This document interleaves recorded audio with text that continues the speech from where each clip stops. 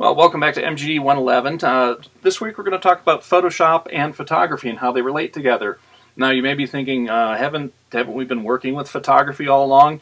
Yes, but what we're talking about here is kind of how photography happens and how we get those images into Photoshop and what we can do to make our images better.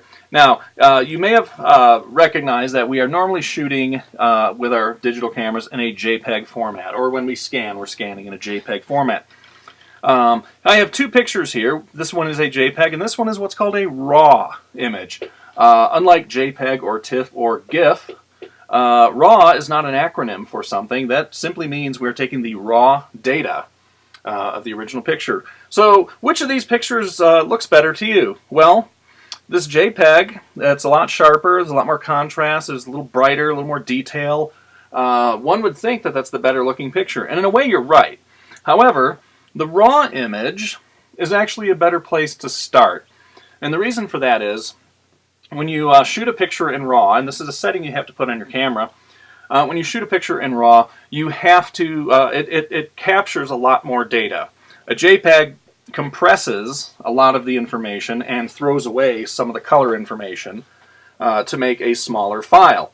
Most of us, when we're shooting, are just shooting your family picnic or whatever, pictures of your dog, and you want a picture that just comes out automatically looking good. So a JPEG streamlines the picture, sharpens it a bit, usually brightens it. RAW, on the other hand, has a lot more data hidden in those pixels and in the metadata that we have to work with. Now, the beauty of RAW is when we take that into Photoshop, we have a lot more information that we can work from when we're making adjustments. If you recall, when we talked about brightness and contrast, when we had a darker area to work with, it was easy to lighten it and still see detail. In fact, you see more detail that was invisible before. If you take a light area and try to darken it, there's not really anything for it to work with. It's kind of an invisible section of the picture. So raw images tend to be a bit more underexposed than what we're used to, and that's a good thing. Now we'll have to adjust it, but it gives us more room for adjustment. They also tend to look blurrier, so it gives us more room to sharpen them. If a JPEG is already too sharp, there's nothing you can do about it really. You can blur it, but it's not going to have the same realistic soft focus as the original picture. So the raw photo is basically as close to what the naked eye sees versus a JPEG, which has been processed already. So how do we get these raw images? Well, you cannot, and I must stress this, you cannot convert a JPEG to RAW. It simply doesn't work. That's sort of like the magic enhance button. It can't go in that direction. Once that data is lost, it's gone. What you have to do is shoot the photo in RAW, or have your client shoot it in RAW.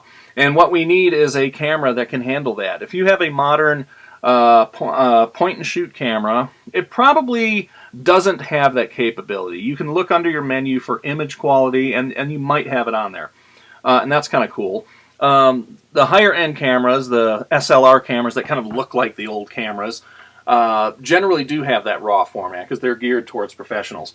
So if you can shoot in that format, great. Now the downside, each picture takes up a lot more space on your memory card, and they're slower to process, which seems kind of weird because, you know, the JPEG has the extra step of sharpening it and contrasting it, but it has a lot more information it needs to capture and retain.